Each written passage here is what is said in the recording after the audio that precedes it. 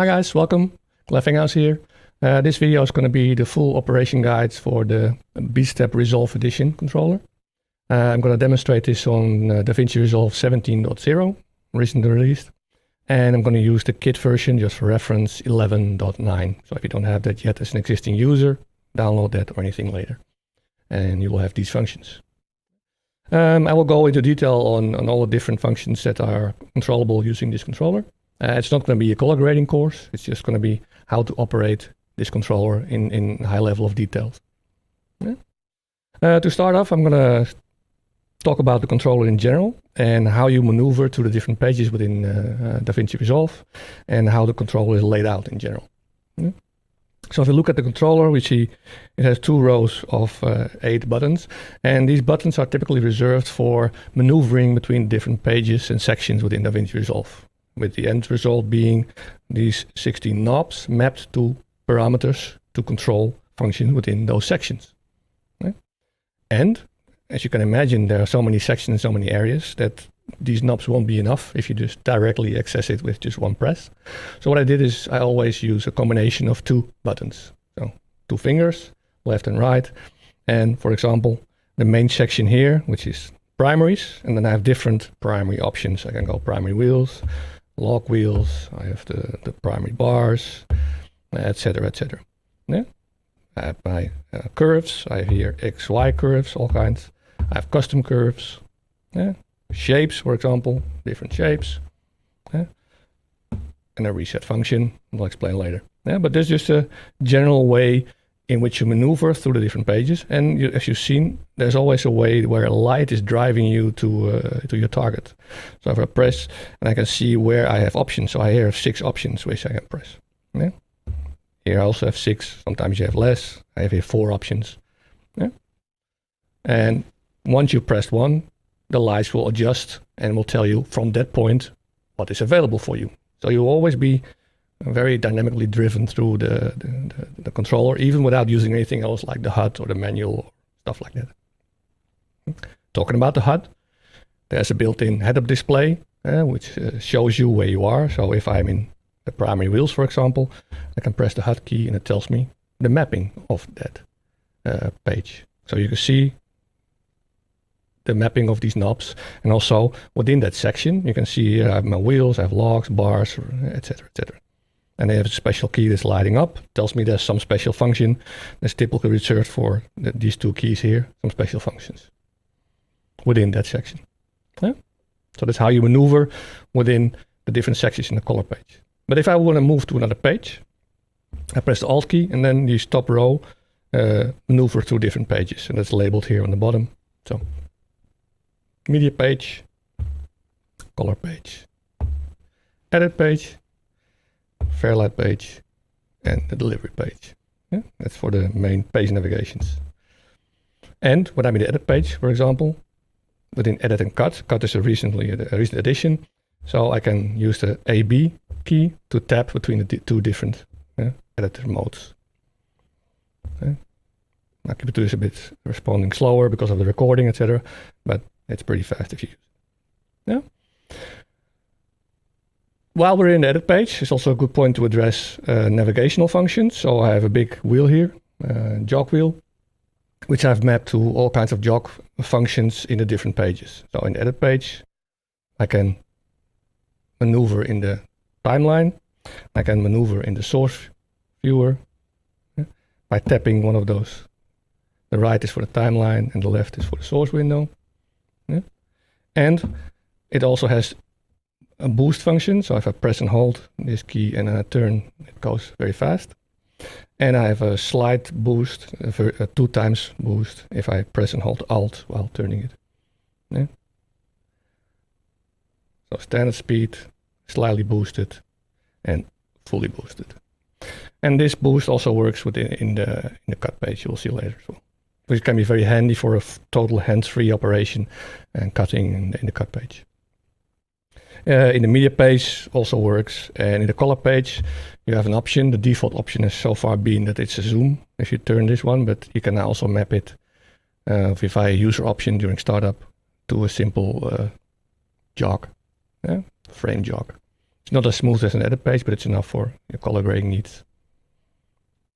And then you have some, besides the Alt key, you have some buttons here on the left that has some special functions. When you press them, they're typically used as modifier key. Yeah? So beside the HUD, which I already mentioned, you have the AB to switch between different functions, but it's a different function in different areas. Yeah? So besides the HUD on demand, which is activated when you press the HUD key, yeah, I also have a function that's called the Web HUD. That's a little web server which you can start on your machine, and then you can connect to it from any device on your network. It can be an external old iPad or an iPhone or a Google phone or whatever, or like an external monitor or a connected monitor, anything that can display a web browser. And in there you then automatically have refreshing and permanently visible head-up displays. I can show you my setup, for example. I have here a little Fieldworld monitor, which I normally use for my filming activities.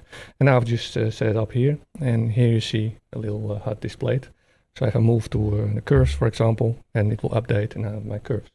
A slight delay. This is a little routine that runs, I think, every second or so, and it refreshes the page. Yeah, but it'll update, and you have available a little HUD. Yeah, so pretty handy. And I would definitely recommend making use of that, especially in the beginning, and when you're learning the controller, so you always have available how things are mapped at that point in time.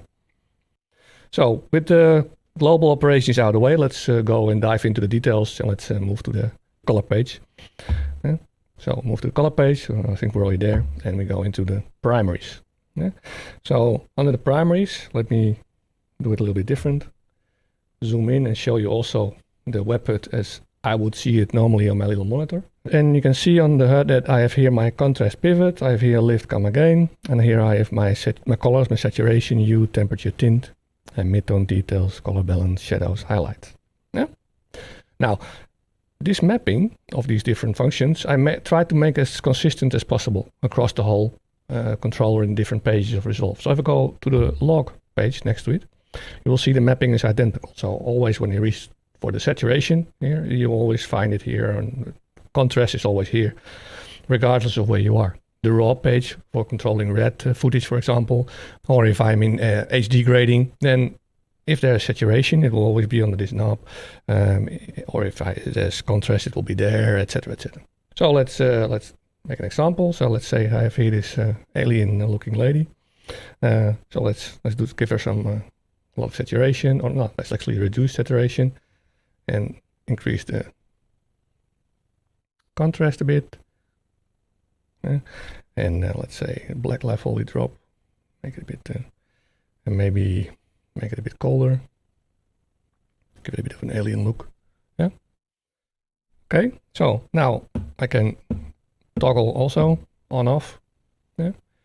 The grade, quickly do a bypass. If I want to adjust these values and more fine, I can, like I mentioned before, I can press the Alt and then turn one of these knobs, so I can do the saturation more fine. If you look at the numbers, they're moving a little bit slower, and now they're moving a bit faster. Yeah, and that always works. If let's say I'm not happy anymore with this grade and I only want to reset specific parameters, you can also do that. So I press and hold the AB key, and then I touch the parameter I want to reset. So contrast, yeah, saturation, black level. So very quickly I can only adjust specific parameters. If I'm not happy with the entire grade in this section, I can also say, okay, well, I press the section and then I have the reset key on the right, and I tap and I reset it. So now it's completely reset that section. But let's say I have a lot of nodes in my grade. So let's say I add a few nodes and I want to reset the whole grade. Similar, press Alt and the same reset, but now I press and hold. So that's something you also see, that sometimes you have a short press for a function and then you have a more impactful function when you press and hold it, or a completely different function if it makes more sense in that section. Yeah? So different levels of reset. A short press, reset the node. A longer press, reset the whole grade. If you're in a section, you select a section, you press it, you reset that section. So in this case, the primaries. Or if you want to reset just the parameter, press and hold AB, and you touch the parameter to reset it. Yeah, so add saturation to a crazy level, and you press and hold, and boom, saturation is back. So if you move to the different primaries, you'll have the log, you'll have primary bars. You don't have to explain that. It's, you turn the knobs and you use the bars. And the operation is similar to what you see. So you move to that page, the mapping is changed, and you touch the knobs and you operate. Yeah? If you are in either the primary wheels or the primary log page, you have, if you see on the HUD, you have on this key, and that's also displayed by using a different color here, the blue, you have an extra function.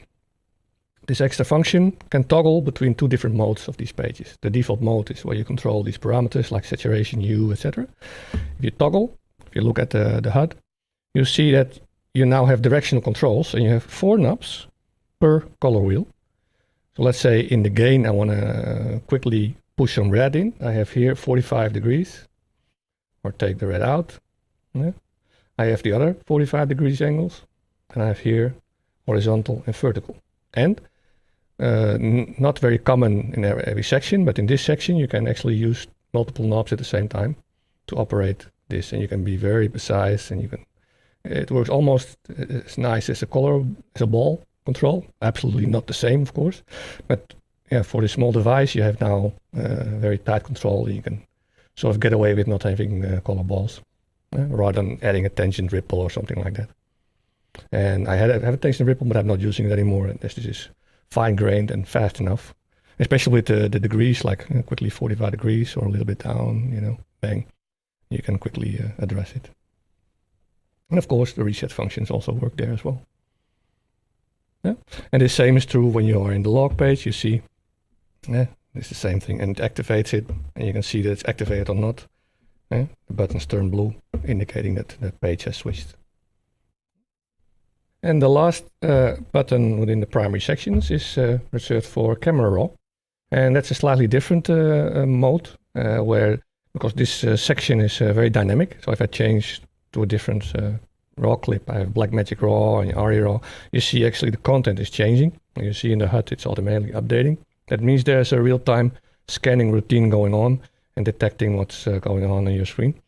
It also means there's a slight delay when you turn the knobs, because it's doing real-time detection and mapping, and it depends a little bit on the speed of your computer, all the activities, but typically it's not really that bad. You can quickly adjust the exposure here and my saturation, and you see, for example, the saturation, as I mentioned, it's on the same location as in the primary controls before. And that's what I mean with the mapping, and exposure is not available on the others. But I put it somewhere where you typically have levels. So in this case, you have the levels here. So exposure, brightness, instead of lift, gamma, gain. So I'm trying to squeeze the logic into the same place in the different areas, even if it's not completely 100% match. But contrast, for example, that's in the same location. So I can quickly push the contrast here. Yeah. I have other primary controls, as I maybe mentioned earlier. I've mapped them under the blur because there's not enough space here, but we'll see that in the later sections. It's more the newer Davinci Resolve 17 controls. So let's move to the secondaries. So on the first knob I have my custom curves, then I have my X versus Y curves, U versus U, U versus saturation, U versus luminance, etc., etc. So U versus saturation, for example, and then I have the first 6 knobs on the bottom. I have the 6 color presets, so I can quickly modify the red, or the green, or the yellow, etc. In pretty broad strokes, if I want to fast change something, or if I have the Alt key, I have more fine-grained control over these curves, and of course the resets. And also on the top level, I have direct access to fine-grained control, so at different levels. You'll find out in the different sections, they're slightly tuned differently based on the response you will find in Resolve. So for example, all the U-related, U versus U, and they're very slow controls. So this will function as a boost. So if I go to U versus U, normally it's pretty slow. But if I press this, I can make broad stroke to quickly change the U of something. Let's say I want to make everything green. And if I let go, I have a more fine-grained control. So in different sections, things may be tuned slightly different based on all the years of experience we have now with the controller and all the user feedback. If I go to the custom curves, there's a lot of coding behind that. Basically, I've created a routine which uses a little bit of AI and a lot of vision tools to detect points on a custom curve. Custom points wherever you put them, or for example, in this case, I have here two buttons where I can press and hold the bottom one to define the presets. And I can move through these points, and I can then use two knobs at the same time. In this case, maneuver this point whenever I want, or I can delete that point, or I can delete all the points. And a new function, I can press hold the top one, and it creates the points for an S-curve. And show you again. Basically, it creates and then deletes the point it doesn't need. And then I can more quickly, create an S-curve if I want to. Yeah. So bottom one moving down the curve, and the top one moving up. Let me show that in a full curve. So going up and going down. And when you change direction from up to down, from down to up, the cursor moves out of the way to make room for the screen detection routine to not get confused by the cursor itself instead of detecting a point. So it's not a bug, it's a feature. Of course, I can, create my own point. It doesn't have to be the automatic points. I can do whatever I want. And once I've created them, I can then start, maneuvering through these points, having them detected, move through them, place them, and do some very fine, detailed control here rather than some broad strokes with your mouse, whatever you feel happy with. Yeah? Or delete it again. And so it's there. Use it, don't use it, doesn't matter. The function is there to have full control over the custom curve. Let's move to qualify. Similar idea. I have different qualify options, HSL, 3D, RGB, and one for the key. And then I can, of course, I can start with a quick manual key and then an extra button to activate the highlight so I can see what I'm doing. And then you can focus on the skin tone, widen it a little bit or tighten it, whatever you feel like. Play with the saturation, the softness controls here. So everything is there. Matte finesse, I can clean up the whites and the blacks, and play with it. And of course, full reset. So you see, don't have to go through all the functions one by one. You see the logic now is similar, done everywhere. Go one to the right. I have my shapes, so I can add quickly different shapes. And of course, reset. And there's also some smart detection routine here. So even if you change to a different shape on your screen, it knows what shape is active and then maps these knobs accordingly. Because if you look at these controls, they're not the same for every type of shape. So for a square, they're different, etc. And you have fast options and slower, fine-grained, detailed options for a fast move, etc. So you quickly want to zoom into this eye and then fine control. You want to position it on the eye, and then you have your shape. So yeah, as I said, if you have more than one shape, then what you do is you select one shape to work on. It's detected, and now I can control that shape. If you use the buttons, it will add a shape.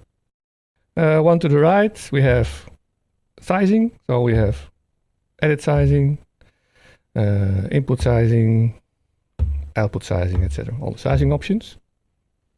And then basically you have everything map, pan, tilt, zoom, whatever you want to control. Yeah. And then last but not least, we have the blur section. And there we have some legacy stuff. Sharpen, you have mist, you have MFX, which is a different area. There you go. And on MFX you have the possibility to select different frames for your temporal noise reduction. Quickly select them, and of course, control it once you've selected it. You can start controlling. And then that section is also used for other things like Dolby Vision, HDR grading, and the color warper, because they should all actually be within the primary section, but there's not enough space there. So I put them here because there was space here. So the first one from that area is Dolby Vision.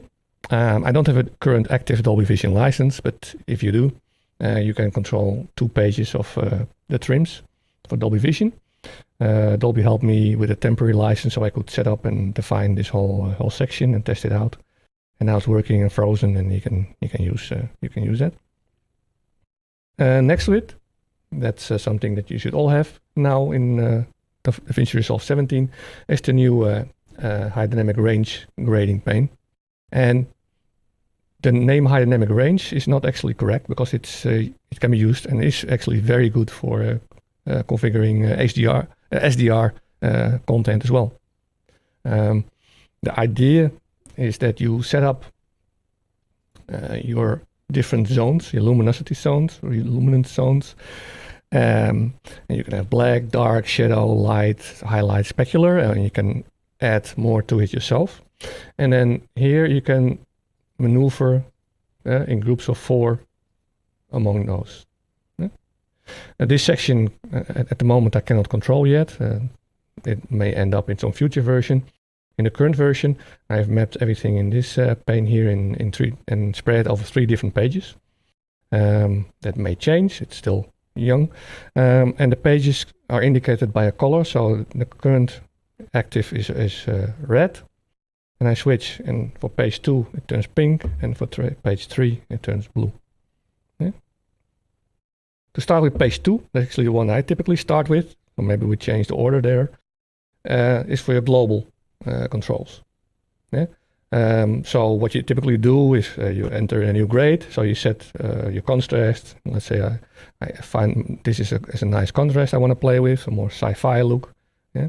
And I want to set my color temperature a bit cold, so this will be a good color temperature. And again, you see temperature, contrast, it's in the same location as you saw before in normal primaries. And once I've set that, yeah, I move away from the global controls, and then you move into the different sections where you have 4 knobs. Let me move to page 1, by the way. 4 knobs per zone. Let's keep the syntax correct. So let's say in the light zone, I want to change my exposure, so I can then adjust exposure. Let's say drop it down a little bit. It's a bit too hot. And saturation I want to boost, because I want to make it really hot, sci-fi looking.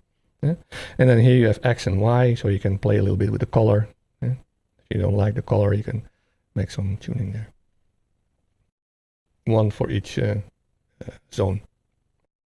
And then at the last page, I go to page 3, the blue one, which is similar to something you saw already on the primary wheels and the log wheels, where I use 4 knobs again per zone, but then you have a full X, Y control, so you can use also 2 at the same time to play with the color. Yeah, so you can have the 45 degrees, so I can warm it up, or cool it down, or play with it, and in combination with it too. Yeah, you can make some nice circles, like Etch and Sketch, if people remember that little tool. And of course, you have all the typical reset functions there available as well. Next to it, that's a recent addition. I have here the new color warper. Well, let's pick a different clip. I'm bored of this clip. And I've split it into 2 pages. So again, using this blue button, you can switch between the 2 different warper modes. And then what first thing you have to do is set a point somewhere. Yeah? Or if you want to have a more detailed grid, you increase the grid. So let's say I put a point in here. And then I can use these 3 knobs to control, rotate, make some crazy changes there. Of course, you have to find a useful way to use this feature, but this could be an example. Yeah? And then on the right side here, here you have 8 different tools. And actually I've mapped them here. So these knobs now function as buttons. Just turn it for a single active. So here I can increase or reduce the fall off. And I can select a column, or I can select a ring, or I can select and deselect everything, inverse the selection. So just a quick pinch at the thing, and it functions as a knob. And I can, if I have a point active, I can, and I've made some changes, I can also reset that, or use the normal reset functions as well. And similarly, if I move to the next page, and I can set some points here, And here it's even more automated. So I have the bottom row is for grid 1 and the top row is for grid 2, and it automatically switches grids. So if you start messing with the grid here, whatever change you want to do, and if you touch this one, the other grid goes, and you don't have to switch grids, it does it automatically for you. So you can have grid 1 and grid 2. And similarly, the tools as from the other page are available here. And here you can change the grid angle, which is also cool. You can see it if you think 3D, you'll see it rotating actually around the angle. Pretty nice. Very nice tool to play with. You can make some very detailed, LUT type of changes to whatever, but it's pretty new, so it's nice to have it now also mapped, play with it. So here we covered we actually covered all the mapped pages within the color page, but there's some stuff left, which is the LFX section. So if I change the layout again, and I press the LFX button, I go into LFX mode. And there are different operation modes here. So the first one, the most important one, I've pre-mapped 21 or 22, I don't remember, key LFX plugins from BlackMagic. I've custom mapped them. So I've mapped menus and buttons and knobs, everything. So if I pick a lens flare, what's a favorite one to demonstrate, I press and hold, and I press this blue button, and it will detect now what OFX is active. It will rearrange your screen so that you can operate this if there's a lot of controls and tell you OFX lens flare is active. And now I control. You can see the HUD. It's fully populated with everything custom mapped. And you see not only the knobs are mapped, but there are also some buttons. There are 4 extra buttons I can use to operate things. And to operate again within the section, you always have to press the section. It's always two-handed. And for example here, swap between source and a mask, etc. I have here another one. I can toggle the light source. So it's different things than just sliders. And the other things are, like I can, of course, modify the position. Completely operate your OFX plugin in a very comfortable way. If you want to get out of full screen, you have here actually under the blur, you have Alt full screen, go out of full screen mode. It also depends on the screen size if you need full screen or not for this plugin. If it detects that you need it, it will go into full screen for you. And so I have covered a lot of very intelligent BlackMagic plugins for face detection and beauty and all that kind of stuff. Have a look, play with it, and you'll find out if it's mapped. What happens if it's not mapped? So let me take another one, an example. So let's say light rays is not something I have mapped at the moment. And if I press the detect button, what will happen? It says I've got a general OFX plugin now mapped. And you see it also on the HUD. There's no fixed mapping. What it happens is it takes the first 16 sliders. So if there are only, in this case, 1, 2, 3, 4 sliders. And it has mapped those sliders under the first knobs. So you still have control, be it only for sliders, but you still have control over all kinds of plugins.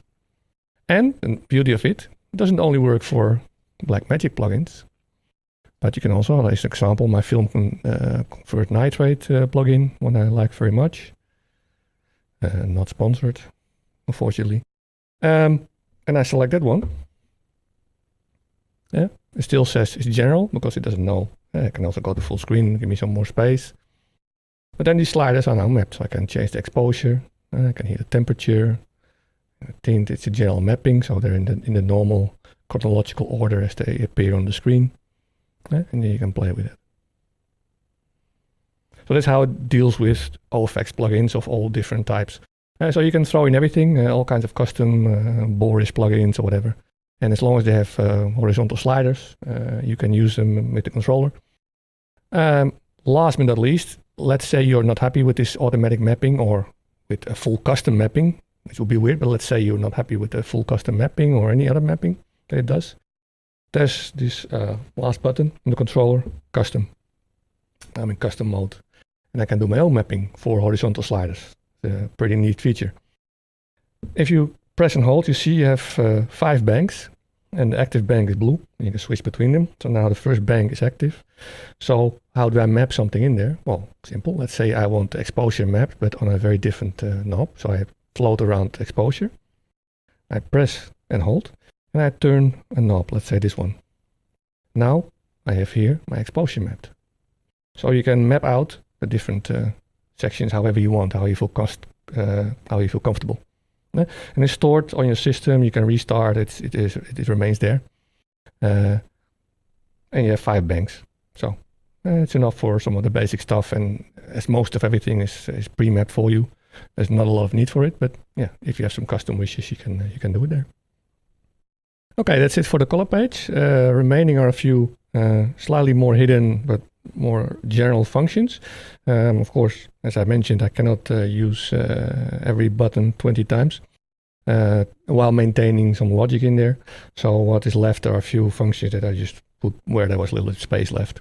One of them is the wipe. So let's say I want to activate a wipe. So I've selected the clip here, and I press hold Alt, and then I use this OFX fit win, and I long press it. Yeah. Short press, by the way, if I zoom out, and that's where the fit win term comes for. It fits back the window if you zoomed in. But this alternative is to select and to modify stuff with the wipe. How to operate the wipe? I have a dedicated wipe modifier here, and now I can, use this knob to play with the wipe, which is pretty handy.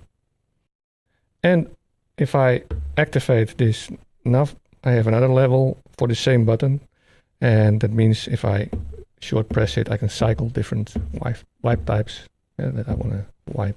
And it's also aware of what's happening, because now I do the wipe and it turns into a vertical wipe.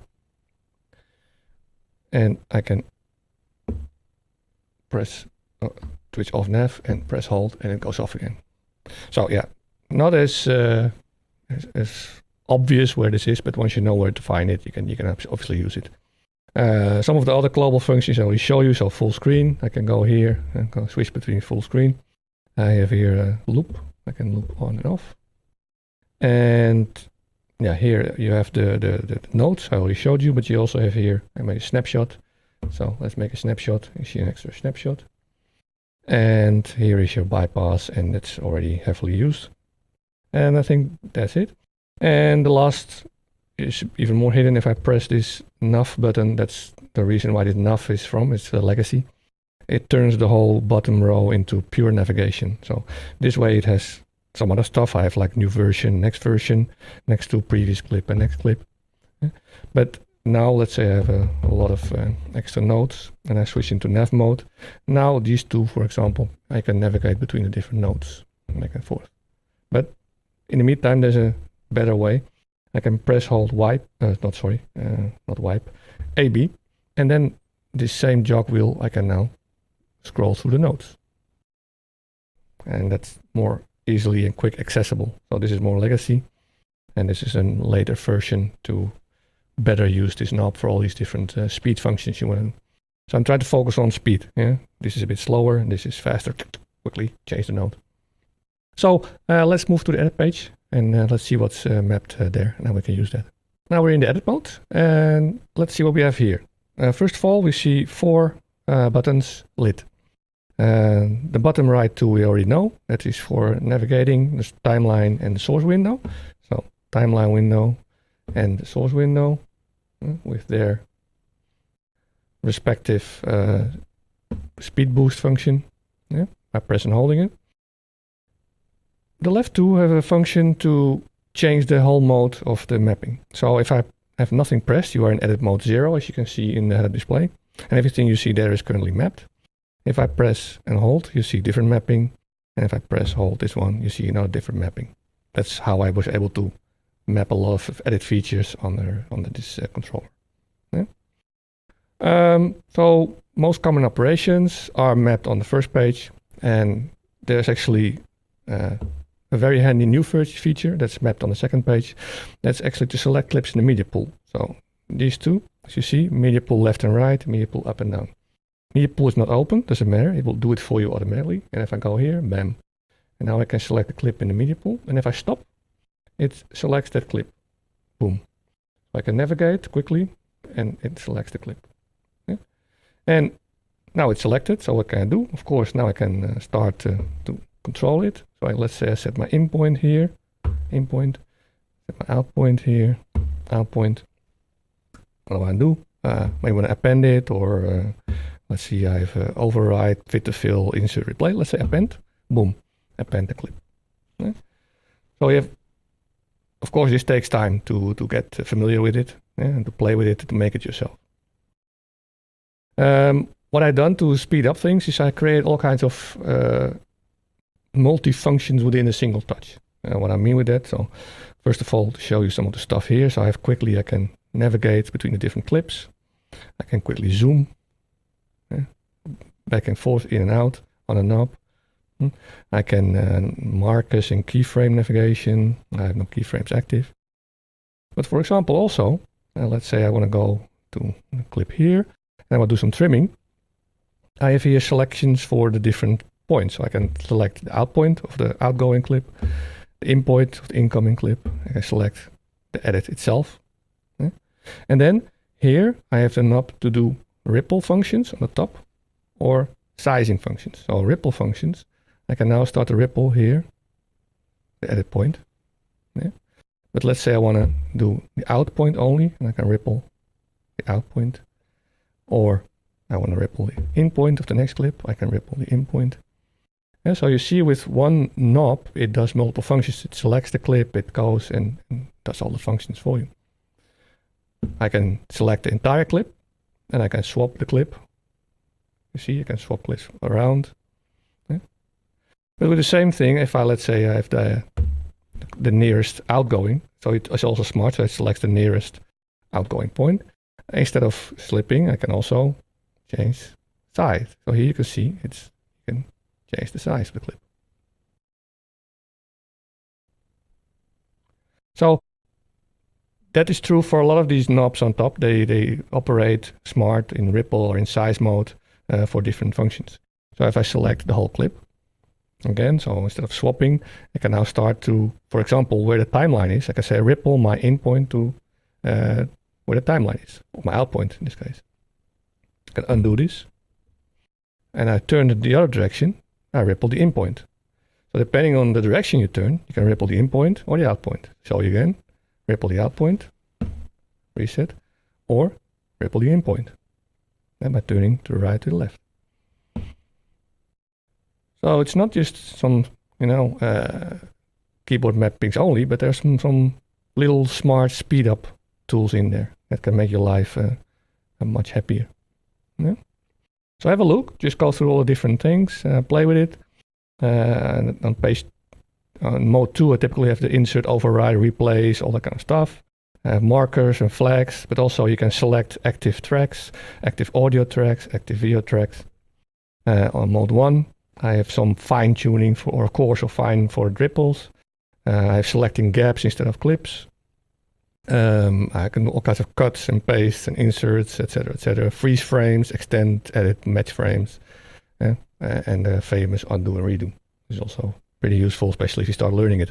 So I suggest you pick some random timeline to play with, and not your active production, and start to see what makes sense, and if it's handy for you to use those functions. And you'll soon find that some features start simple, start with a few things, cutting up your timeline, and you will see how fast it works.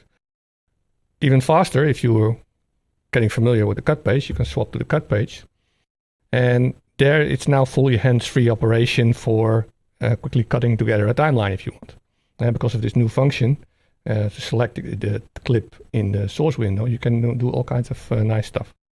So in the cut page, these two buttons have also different functions. They switch between timeline mode and bin mode, and individual clip and the full bin. So now, for example, I can go through, especially if I go to speed mode, I can quickly go through my clips. Let's say I want to work on this clip. I tap it again. Now I'm in the clip. Now I can go and I change in and out point. Let's say I like my in point here, my out point here. And then I can immediately go and append it to the end. I haven't left the controller. I haven't touched the mouse. And again, I can now select another clip using this way. Or similarly, I can go back one level up and go back into the whole bin, select a different clip, tap it again, in point, quickly scroll through it, out point, and append it again. So hands-free, and you get pretty fast doing that. And I go back to my timeline mode, and I can again scroll in my timeline to see the end result. Back to bin mode, and quickly scroll through my clips, put all the clips in there. So you get the point. This is mode 1 of the edit page. There's another mode that's not focused on editing the timeline and cutting and trimming. That's by pressing this nav key. And then you go into the aspector mode. That's a unique feature only to this controller and its cousins. I haven't seen it anywhere else. And here basically it automatically and dynamically detects and maps the content of this inspector pane here. There's a routine that continuously runs and scans what's going on. So even if you change with the mouse stuff in here, it will detect it for you. The only requirement is that you open up the tabs that it wants to control, otherwise it can't control it. And now I can start controlling the zoom of the clip quickly, or the position. Oh, I touched the one to navigate to a different clip, but never mind. I can still control the zoom. Let's go back to this clip. We're doing this clip. So yeah, I can control the zoom of this clip, and I can do the cropping. I can do all kinds of stuff here. Here's my cropping actually. If I go to, let's say I pick a clip with audio and I want to do some work on the audio, select the audio, then if I switch the inspector to audio mode, I don't have to do anything on the controller. It immediately detects that there's a different pane active and it starts to map, so now I can adjust the volume and the pan in the inspector. You see, so it's super dynamic. And again, similar to the raw pane, it relies a bit on the speed of your processor and the core speed. If you have a very slow computer, you have a little bit of an issue with response. Or if it's a high power plugin, if there's a VFX plugin in there, because everything that's in the pane could be a VFX plugin, it will react slower, right? This also works in Fairlight, so it's a good bridge to move to Fairlight. So let's move to Fairlight. Bam. And in Fairlight, obviously, you work on your audio. And then this controller also has 2 modes. So now it's still in inspector mode, so I switch out. You've seen inspector mode. You understand how it works. Here, of course, I also have my jog, but that's a little bit different because that's using now MIDI to drive this whole thing. What I mean with that is that in all the other pages, MIDI from the controller is turned into activities in Resolve, using macros and mouse moves, etc. Here, MIDI from the controller goes directly into Resolve as MIDI, and Resolve is responding to these MIDI controls using the so-called UE protocol that has been implemented in version 14, I believe, of 14.5. So what you see here now is basically a reflection of the current status of this project. And why is this light lit? Well, you press and hold, and you see it's the mute of track 5. Track 1 mute. So I have my mutes. Yeah? So that's already very different. And here I have the volumes of these tracks. So I can play with the volumes, which I had to put very low. Yeah, so there's a direct relation here to the volumes. And here I have my pans.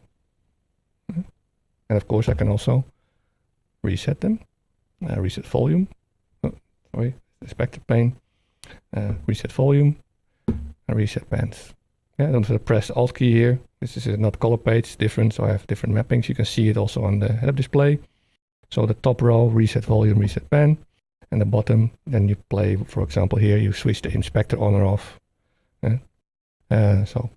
And you also see that the mapping of the bottom buttons has changed. I can, for example, I can here change channel and bank, previous and next. It means if I have 50 channels, you can only operate 8 at the same time. So this whole thing will shift left or right using these channel buttons. So if you have a lot of tracks, just play with these and see what happens. There's a UE protocol. It always controls in blocks of 8. Okay? So it's very basic. You have pan, volume, and mute. but it's enough for some simple audio work. And of course, you still have your inspector panel. So if I now select some audio stuff, and I have some fancy plugins in there, it will detect it as long as there are sliders. Again, same concept. And I can, I want to change the volume of that clip or the pan of that individual clip. It does it for me. Yeah. Or the pitch in this case. I see here pitch. So this same concept works as you saw already in the edit page. Yeah, so that's a simple overview of the limited but still useful functions in the Fairlight page. Just check the mapping and play with it. I think the last we have to cover is the media page. There's not really a lot in there. It's just only the jog wheels in there. That's it. Yeah, nothing there. You'll see the HUD is empty. Okay, that's it. I think I covered everything. If I missed anything, just, read the manual. There's some stuff in there as well. Or just play with it. Mapping is clearly explained in the HUD. Try all the buttons. You can't break anything. Experiment with some dummy projects and have fun. Yeah. If you like the video, you want to stay up to date, press a like, press the subscribe button, and so you can follow what I'm up with in the next videos. And otherwise, I'll see you again next time. Thank you very much.